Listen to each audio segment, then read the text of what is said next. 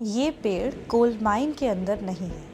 ये coal mine एक घने जंगल के अंदर है। और जिस तरह ये जंगल अब आप नहीं देख पा रहे हैं, उसी तरह कितने सस्ते में इस सबको सरकार ने बेच दिया, शायद ही आपको नजर आएगा।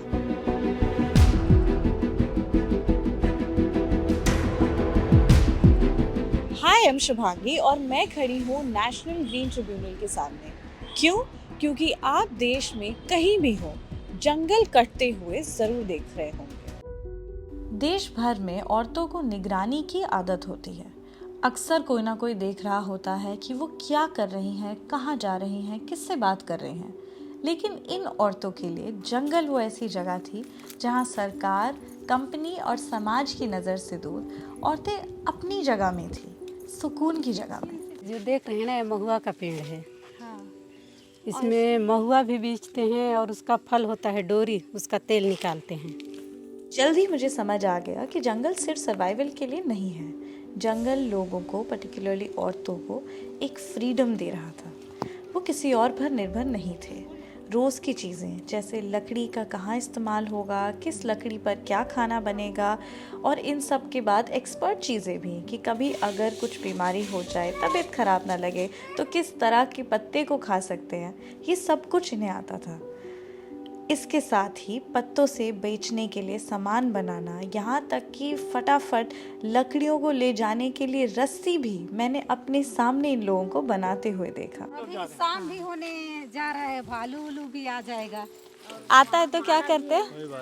काटता है भालू।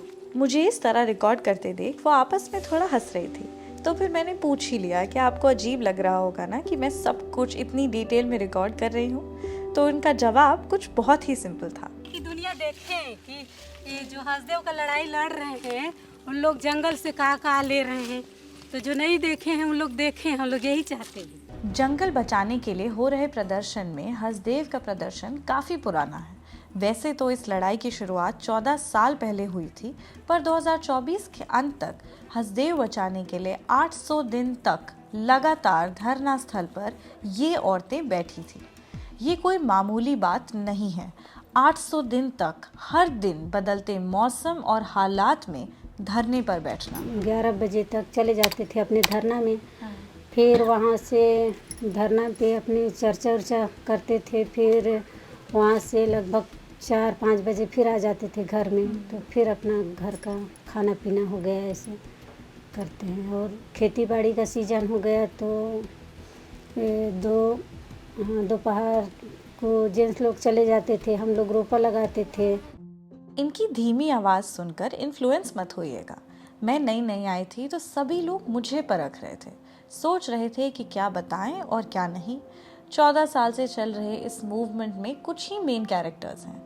ये औरतें और हसदेव बचाओ आंदोलन के लोग, राजस्थान सरकार की कंपनी जिसका नाम है राजस्थान राज्य विद्युत उत्पादन निगम लिमिटेड यानी RRVUNL, और अडानी एंटरप्राइजेस।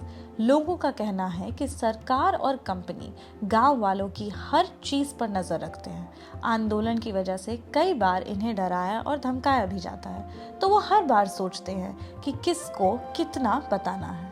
तो अब आप आज आए तो आपको नहीं पता चला, कल परसों अब जैसे कंपनी के लोगों को पता चलेगा ना, आपके पास पहुंचेंगे, आपको मना करेंगे, आपका आईडी दिखाओ, दुनिया भर का टॉर्चर करेंगे। भाई जो सही कर रहे हो तो आप डर क्यों रहे हो? जंगल कुछ इस तरह शायद ही आपने देखा होगा, और इसी जंगल को काटकर जो कोल माइन बनाया जा रहा है, वो एक्टिविस्ट के मुताबिक कौड़ी के भाव 450 रुपए टन में अडानी एंटरप्राइजेस इस्तेमाल कर रही है।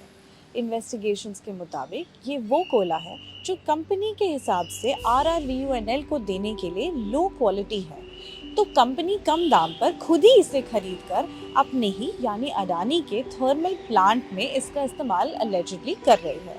स्क्रोल ने एक्चुअली सवाल 2022 में पूछा था कि ऐसा क्यों कि ये कोयला अडानी के प्लांट में जल सकता है, लेकिन राजस्थान सरकार की कंपनी में जलने के लिए लो क्वालिटी है।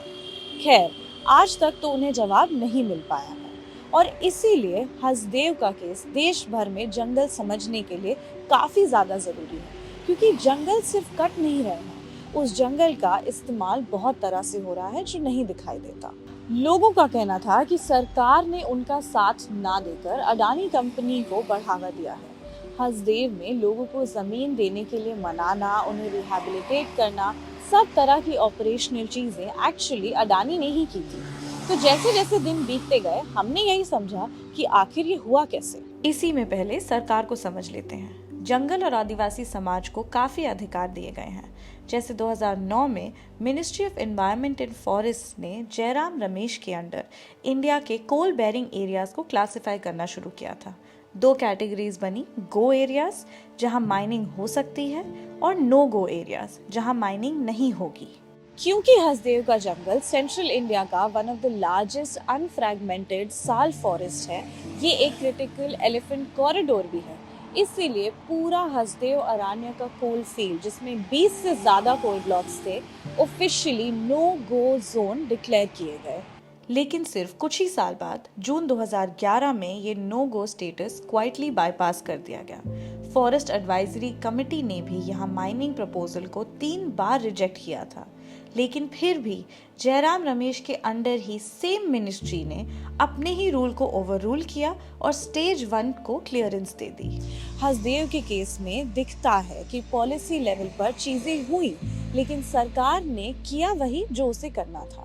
हसदेव के केस में कांग्रेस और बीजेपी दोनों सत्ता में आए हैं, लेकिन हसदेव की किस्मत में हर बार कोल माइन ही लिखा था। जब बीजेपी सत्ता में नहीं थी तब वो आए थे धरना पे, फिर बोले थे कि हम लोग आप लोग के साथ में हैं, हम लोग जंगल नहीं कटने देंगे। लेकिन वो सत्ता में आते ही वैसे ही फिर इन लोग का तो चुगलेबाजी, उसको दोष ठहराएंगे, उसको दोष ठहराएंगे, जब अपना पारी आएगा तो खुद ही लुका जाएंगे। तो सरकार कोई भी हो, हसदेव के लोगों को तो नहीं लगता है कि उनके लिए कोई भी खड़ा है। लोगों ने बताया ग्राम सभा में आखिर हुआ क्या था। उनका कहना था कि वहाँ खदान के बारे में कोई बातचीत नहीं हुई थी। जंगल के बारे में और गांव की रोज़मर्रा की चीज़ों के बारे में बात की गई और फिर लोगों से उपस्थिति का साइन करवाया गया। एक्टिविस्ट मुनीश्वर ने कहा कि 21 पॉइंट थे जिनके ऊपर बात किया गया, लेकिन फिर 2 दिन बाद अखबार के जरिए उन्हें खबर आई कि ग्राम सभा में कोयला खदान को लेकर भी कंसेंट दे दिया गया है।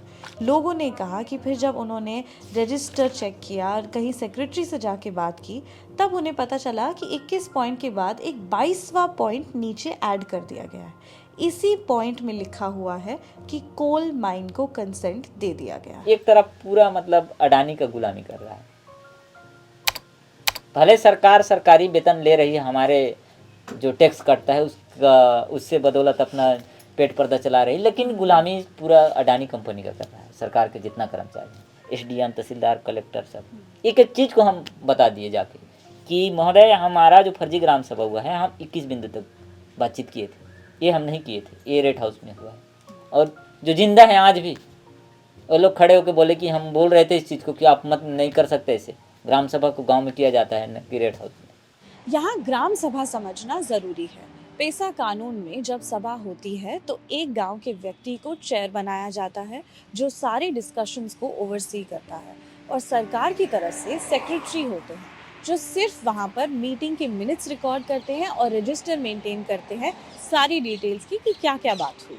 हसदेव के घाट बर्रा गांव के लोगों ने तो एकजुट होकर आरटीआई फाइल किया, ताकि रजिस्टर की सारी डिटेल्स वो निकलवा सके और देख सके कि लिखा क्या है। डॉक्यूमेंट्स दिखाने के लिए फिर मुझे यहाँ लाया गया, फॉर्मर सरपंच जयनंदन पोर्ते के घर। यही कमरा था आंदोलन का वॉर रूम। कम रिसोर्सेज के साथ सोलर पैनल से एक बल्ब चल रहा था और एक प्रिंटर चल रहा था। इन डॉक्यूमेंट्स के जरिए घाटबर्रा के लोगों को 2 चीज़ें समझ आई। 2019 में ग्राम सभा हुई थी वहाँ, लेकिन कोल माइन की कोई बात नहीं की गई थी। लेकिन तभी रजिस्टर में जो पेजेस मिले हैं आरटीआई से, उसमें पता चलता है कि लास्ट में कंसेंट देने का पॉइंट यहाँ भी ऐड किया गया था।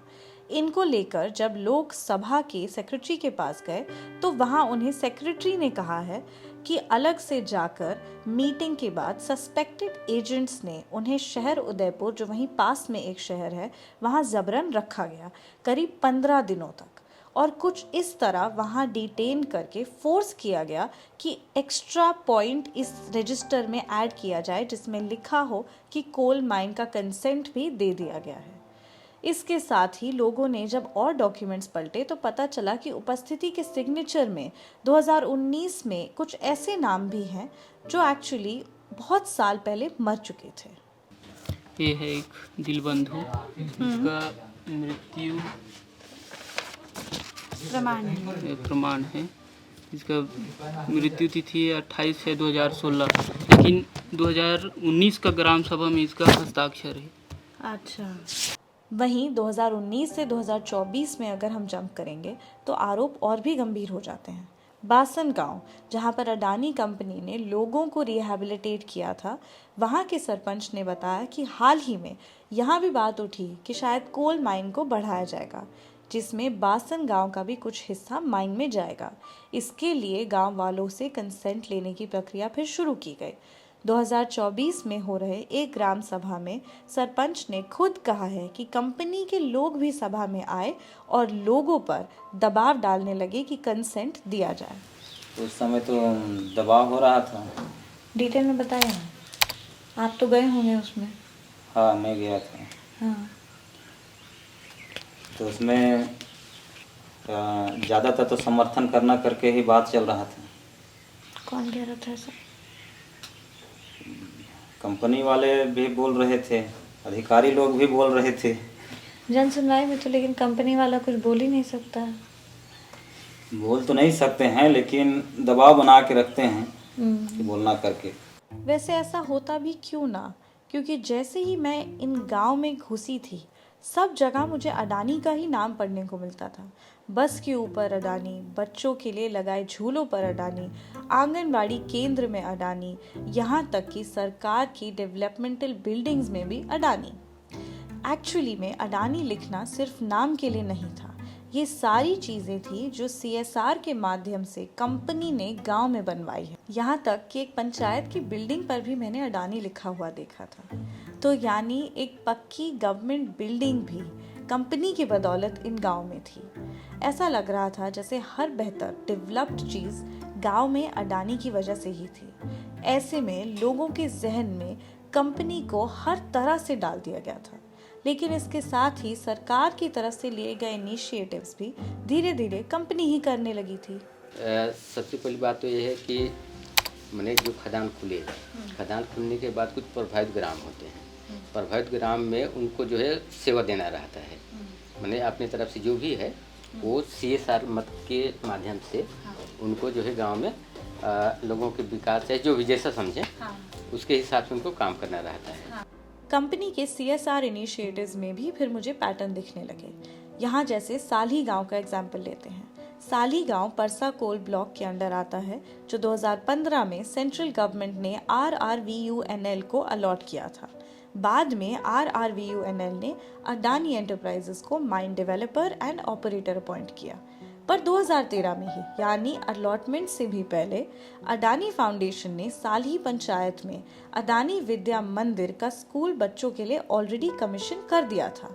2015 की एनुअल रिपोर्ट्स अगर आप देखेंगे तो अडानी फाउंडेशन तब तक गांव में काफ़ी तरह की एक्टिविटीज़ के जरिए ऑलरेडी घुस चुकी थी।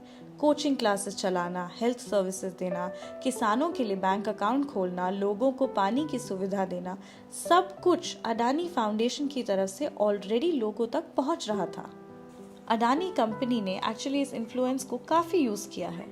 लोगों को मनाने के लिए उन्होंने यही ख्वाब दिखाए हैं, अच्छी ज़िंदगी, नौकरी और सुख सुविधाएं। इसके साथ ही फिर CSR से जो करीब 10 साल तक इन्होंने इनिशिएटिव्स लिए हैं, उससे कहीं ना कहीं इन्होंने लोगों को ये बात तो बता दी कि हम सरकार से बेहतर ज़िंदगी आपको दे सकते हैं। इन सब में लेकिन दिक्कत बस यही है कि सरकार अगर अपना काम ना करे तो आप वोट देकर सत्ता में आए लोगों को बदल सकते हैं, धरना दे सकते हैं, अथॉरिटी से जवाब मांग सकते हैं, आप कोर्ट भी जा सकते हैं। लेकिन कंपनी से क्या इनमें से कोई भी चीज़ मांगी जा सकती है? अगर आगे इन्हें सुविधाएं ना मिले तो क्या ये कंपनी के पीछे कहीं भी जा सकते हैं? लोगों के लिए सरकार भी इसमें सेम इसलिए है क्योंकि वहाँ भी तो यही पैटर्न है, पहले राइट्स देते हैं फिर ले लेते हैं। जैसे अभी हाल में घाटबर्रा गांव के लोग ग्राम सभा मैनिपुलेशन, फेक सिग्नेचर, सारे सीरियस एलिगेशंस लेकर छत्तीसगढ़ हाईकोर्ट गए, लेकिन कोर्ट का रिस्पॉन्स बिल्कुल अलग डायरेक्शन में गया। कोर्ट ने ये कहा कि हसदेव में फॉरेस्ट राइट्स एक्चुअली गलती से दिए गए थे और उन्हें मिलना ही नहीं चाहिए था। यानी जिस एक पॉलिसी पर ये पूरा मूवमेंट खड़ा था उसकी लीगल अंडरस्टैंडिंग ही बदल दी गई है कि लोगों को अब ये राइट्स मिलने ही नहीं चाहिए थे।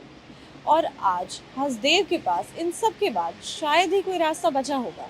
इसीलिए ये पैटर्न पहचानना, समझना और उस पर सवाल उठाना बहुत ही ज़्यादा ज़रूरी है, क्योंकि जंगल तो पूरे देश में काटे जा रहे हैं, लेकिन यहाँ ऑन द स्पॉट आप क्लियरली देख पाए होंगे कि ये सब होता कैसे है। Stay tuned because some truths can only be found on the spot.